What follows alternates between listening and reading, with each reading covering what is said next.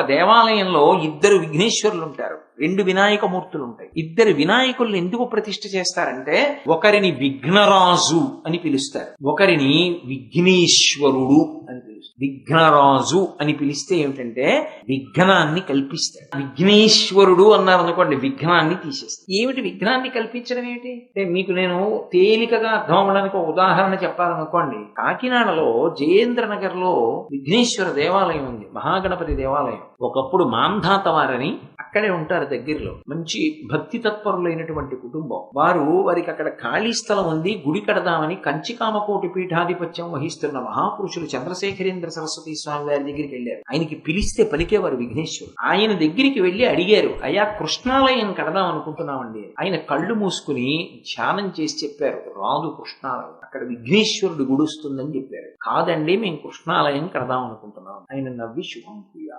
ఎంత ప్రయత్నించారో రాలేదు అక్కడ కృష్ణాలయం.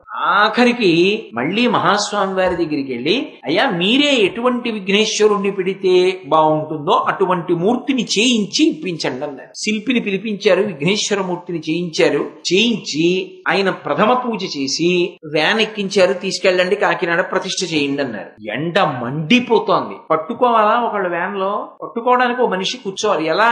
ఆ ఎండ అలా ఉంది. స్వామి ఎలా కూర్చుంటామండి, ఎక్కడ మెద్రాసు, ఎక్కడ కాకినాడ, ఎలా పెడతామని అడిగారు. మహాస్వామి వారు బయటికి వచ్చి చేతిలో సత్యదండాన్ని ఒకసారి ఇలా ఆకాశానికి తిప్పారు. తిప్పి ఎక్కండి ఇంకా పర్వాలేదు, ఎండ మండిపోతాం ఎక్కండి అన్నారు. వాళ్ళు కొబ్బరికాయ కొట్టి వ్యాన్ ఎక్కారు. ఎక్కి కామకోటి పీఠం గేటు దాటి వ్యాన్ పైకి వచ్చింది, ఆకాశం మబ్బులు ఇచ్చి. ఆ వ్యాను కాకినాడ వచ్చే పర్యంతం వ్యాను ఏ దారిలో పెడుతోందో దారంతా మబ్బులే. అది కాకినాడ వచ్చి దింపేసేంత వరకు మబ్బు, ఎండలేదు. మహాత్ముల సంకల్పాలు అలా ఉంటాయి. ఆయన ఎక్కడ రావాలనుకున్నాడో అక్కడ వచ్చి తీరేడంతే. ఏది జరగదని తెలుసో అది జరగదని తెలుసు కాబట్టి అసలు వెళ్ళనివ్వడు. ఏది జరుగుతుందో తెలుసు, దానికి వెళ్ళనిస్తాడు.